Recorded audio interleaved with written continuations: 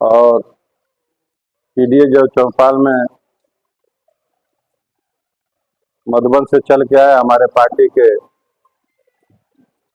जिला के अध्यक्ष परम आदरणीय दूधनाथ यादव जी, इस इलाके से समाजवादी पार्टी के विधानसभा के प्रत्याशी रहे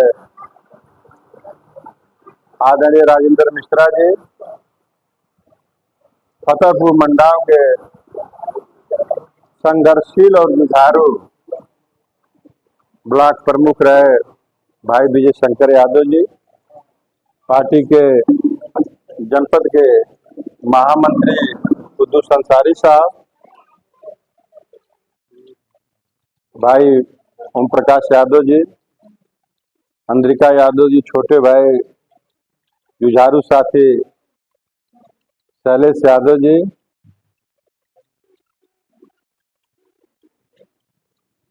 भाई राम ध्यान यादव जी, अखिलेश कन्नौजिया जी, यहाँ के पूर्व चेयरमैन, हमारे साथ चल के आए पार्टी के जिला सचिव बन्ने खां जी,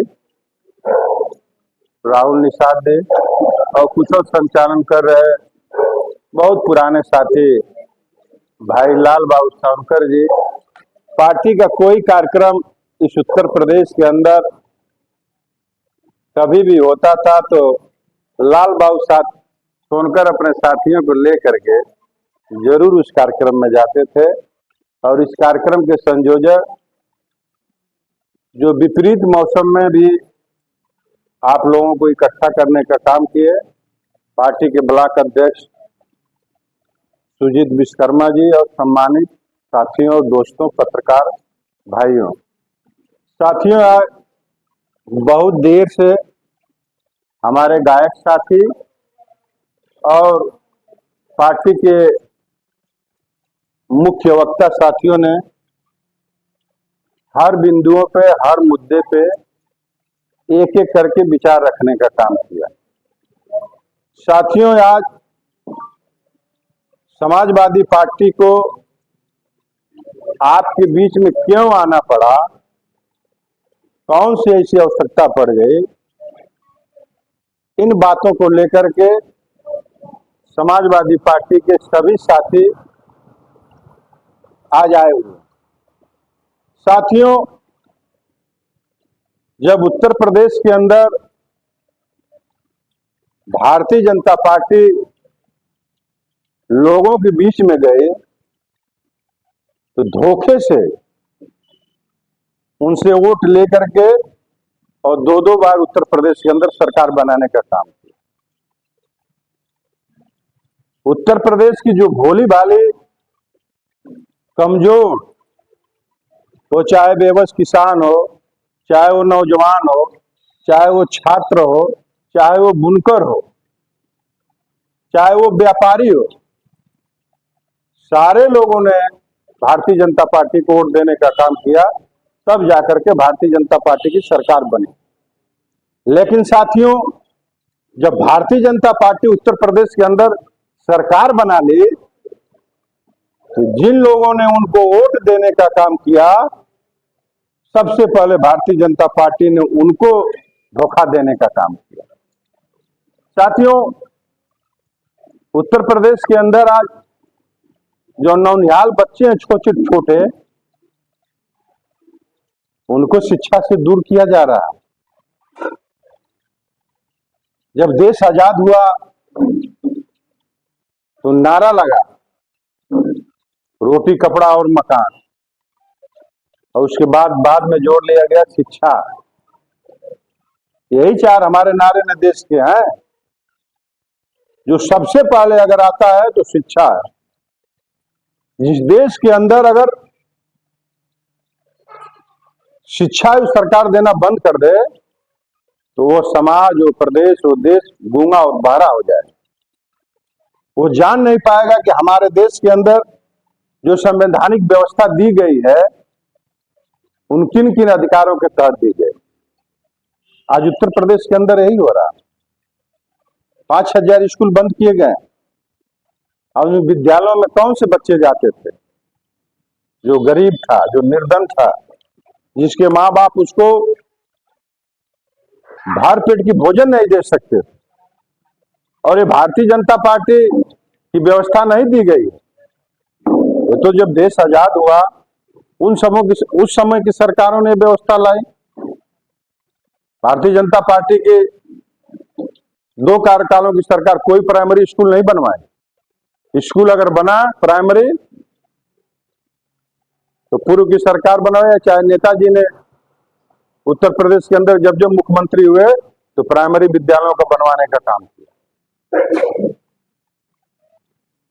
तो जानते हैं कि हम शिक्षा से वंचित कर देंगे तो इनको रोजगार नहीं देना पाए, इनको सिर्फ अनाज दो और इस पर राज करो।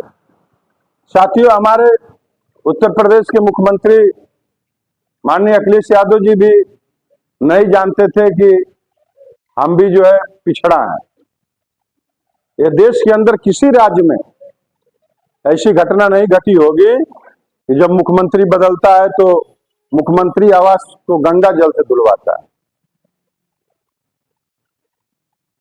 ऐसी बहुत सी घटनाएं अभी आप सुने होंगे। इतना भेदभाव जब इस देश में, इस राज्य में होगा तो जो नफरत पैदा होगी, तो उस नफरत पैदा होगी तो राज्य कमजोर होगा, वो देश कमजोर होगा। और भारतीय जनता पार्टी इस समय यही काम कर रही है। पहले तो आई धर्म की बात की, जो धर्म उसका एजेंडा था तो उसको उससे सफलता नहीं मिली, तो उन्होंने फिर एक नया एजेंडा ले आया कि राष्ट्रवाद। राष्ट्रवाद से भी उसको बड़ी सफलता नहीं मिली, तो लास्ट में लाया ये जातिवाद। तो पहले तो हिंदू मुसलमान हुआ, लेकिन आज की स्थिति ये हो गई है कि हिंदुओं को भी हिंदुओं से लड़ाया जा रहा है। जब देश में ऐसी विचारधारा की सरकार चलेगी तो कोई हो, किसी भी जात का नौजवान हो, चाहे वो अगड़ा हो, चाहे वो पछड़ा हो, चाहे वो दलित हो, चाहे वो अल्पसंख्यक हो, किसी नौजवान को नौकरी और रोजगार देने वाली सरकार नहीं है। आज सारे जातियों के लड़के पढ़ लिख करके आज अपने घरों में आकर के अब फिर माँ बाप के बोझ बन गए। हम लोग तो जाते हैं, सारी जात के लोग हमसे मिलते हैं, कहते हैं कि भैया 10 साल हम लोग इलाहाबाद थे और फिर पुनः अपने घर आ गए हैं, और हम लोग बस आंसू नहीं बहा रहे हैं, बाकी रोम रोम इस सरकार से हम लोगों का जो दुख गया। वो ब्राह्मण के लड़के हैं, सुशील पांडे लड़का है, रहने वाला सलाहाबाद के। उनका भाई जो हम गए तो मिले, वो इस बात को कहा कि अगर अखिलेश यादव जी की सरकार रही होती तो हम लोग नौकरी पा गए। अखिलेश यादव जी जो उत्तर प्रदेश के अंदर 12 से और 17 सरकार चलाए, तो उन्होंने बिना भेदभाव की सरकार चलाई।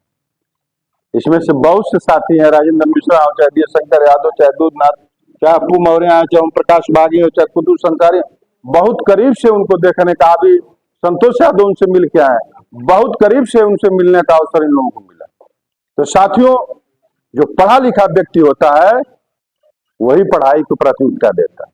उत्तर प्रदेश के मुख्यमंत्री को अगर सच बात कह दिया जाए तो खराब लगती है, उनके अंदर जो है तानाशाही है, और अन्याय और अत्याचार की उम्र बहुत लंबी नहीं होती। इस बार भारतीय जनता पार्टी उत्तर प्रदेश से निश्चित जाएगी। जिस तरह मौत निश्चित है, उसी तरह भारतीय जनता पार्टी को 2027 में जाना निश्चित है। इसलिए कि हम लोग घूम घूम करके देख रहे हैं, कोई ऐसा व्यक्ति, कोई ऐसा समाज, कोई ऐसी जात नहीं है जो कह रही है कि हमारे ऊपर अत्याचार हो रहा है, हम सताए जा रहे हैं। ये बगल में थाना है, ये ड्यूटी छोड़ करके जा करके हिस्सा लगा रहे हैं, वसूली कर रहे हैं। आप अगर अपना न्याय मांगने जाएंगे कि हम निर्दोष हैं, हमारे ऊपर अत्याचार हुआ है और अत्याचार करने वाले हैं, वो पैसा दे देंगे तो उनकी बात सुनी जाएगी, आपकी बात नहीं सुनी जाएगी। आज स्थिति यही है, थानों की बोली लग रही है, नीलामी हो रही है। तहसीलों में जाकर के उठा के देख लीजिए, किसी की बात नहीं सुनी जा रही। और भारतीय जनता पार्टी वाले, हम लोग तो उनसे भी मिलते हैं, वो खुद बेचारे इतने मरमाहट है, इतने परेशान है, वो भी कह रहे हैं सब कि आप ही वाला राज अच्छा है, वो रजवा आ जाता। तो साथियों, जब जो सरकार में बैठा है वो भी चाह रहा है कि अखिलेश राज आ जाए, तो जितने यहाँ साथी बैठे हुए हैं, हम सारे साथियों को मतभेद बुला करके एक बार 27 में अगर अखिलेश यादव जी को हम लोग लाते हैं तो इस उत्तर प्रदेश के अंदर बहुत बड़ा बदलाव दिखाई देगा। आज आप मऊ से निकलिए, पूर्वांचल एक्सप्रेसवे पकड़ लीजिए और चले जाइए लखनऊ, उत्तर प्रदेश की राजधानी में।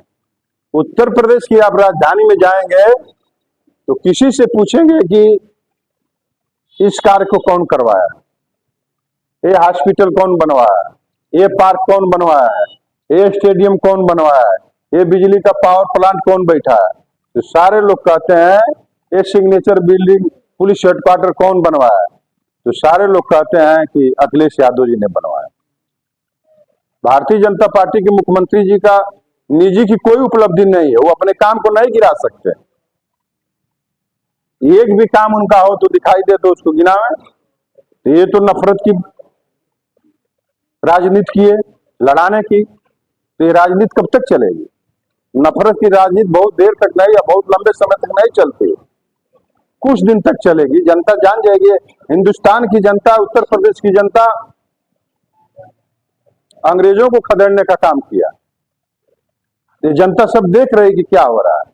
समय आने पे भारतीय जनता पार्टी को जवाब देना होगा, उसके खिलाफ खड़ा होना पड़ेगा। आज भी बताइए, इतने लोग डरे हुए हैं कि सत्य को लेकर के लड़ने का उनके अंदर जो है ताकत नहीं। स्कूल इस जनपद में लगभग 200 बंद हुए हैं, बागी भाई 200 प्राइमरी स्कूल इस जनपद में बंद हुए हैं, और 200 लड़कों से शिक्षा छीनी जा रही, उनको वंचित किया जा रहा है। उनके अभिभावक नहीं निकल करके आए कि हमारे बच्चों की शिक्षा छीनी जा रही, तो कहीं न कहीं डर है, भय है। और डर भय क्या है? झूठे मुकदमा में फंसाने का। आप अपनी बात कहने को जाएंगे तो आपको झूठे मुकदमा में फंसा दिया जाएगा। आदमी ये सोच रहा है कि हम क्यों झूठे मुकदमा में जाए, एक तो दिक्कत आई है, दूसरी दिक्कत में हम क्यों जाए। तो साथियों, ऐसी सरकार को 1 मिनट रहने का नैतिक अधिकार नहीं। जो सरकार के अंदर रोम रोम में खाली जो है बदले की भावना भरी, तो मैं पुनः आप सारे साथियों, आप आए, सारे लोगों ने समय दिया, मैं आप सारे लोगों का आभार और धन्यवाद व्यक्त करता हूं।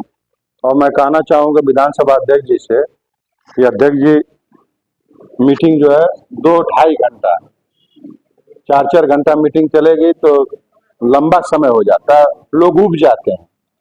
तो 2.5 घंटा 2 घंटा मीटिंग चलाइए। मैं पुनः अपनी बात समाप्त करता हूं। बहुत बहुत धन्यवाद। जय हिंद, जय समाजवाद।